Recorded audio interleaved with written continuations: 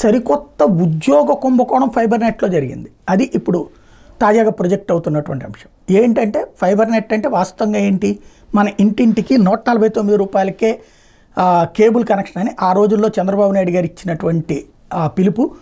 ఆ తర్వాత ఆ పనిని ఫైబర్ నెట్ అనే ఒక సంస్థ నెలకొల్పి చేశారు. తీరా చూస్తే అప్పుడు 250 రూపాయలు వసూలు చేశారు. అది కూడా ఒక పనికిరానటువంటి ఒక ఇది అప్పచెప్పారు అన్నటువంటి పెద్ద చర్చ నడిచింది. ఇంటర్నెట్ కూడా వచ్చేది కాదు, కొన్ని ప్రాంతాల్లో దగ్గరలో ఉన్న ప్రాంతాలు వచ్చేది, దూర ప్రాంతాలకు వచ్చేది కాదు. ఆ సమస్య అట్లాగే ఉండిపోయింది. అది కూడా టోటల్గా 9 లక్షలకు మించి ఇవ్వలేకపోయారు. రాష్ట్ర వ్యాప్తంగా 1.5 పైగా ఇళ్ళుంటే చివరికి 9 లక్షల దగ్గర ఆగిపోయినటువంటి పరిస్థితి.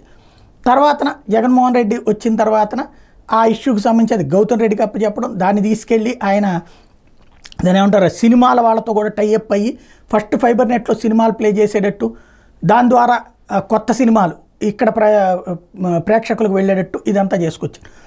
అయితే దాంట్లో ఇప్పుడు ఒక కొత్త కుంభకోణాన్ని ప్రస్తుతం ఇన్వెస్టిగేట్ చేస్తున్నారు. ఏంటంటే ఫైబర్ నెట్లో కొంతమందికి ఉద్యోగాలు ఉన్నట్టుగా ఆఫర్ లెటర్స్ ఉద్యోగాలు ఉన్నట్టుగా జీతాలు పే చేస్తున్నారు. కానీ వాళ్ళకి ఆఫర్ లెటర్లు ఇచ్చినట్టు కానీ వాళ్ళు ఉద్యోగానికి ఆఫీస్కి వచ్చినట్టు కానీ లేదట.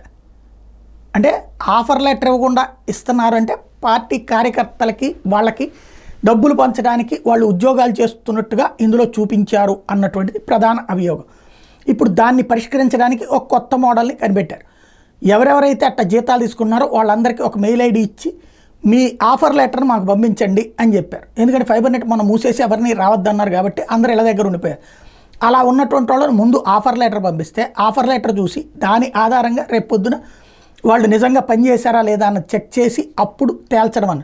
ఒకవేళ వాళ్ళు పని చేయకుండా జీతాలు తీసుకుని ఉంటే క్రిమినల్ కేసులు పెడతారు. పని చేసి ఉంటే వాళ్ళని ఉద్యోగాలు కొనసాగించాల్సి ఉంటుంది.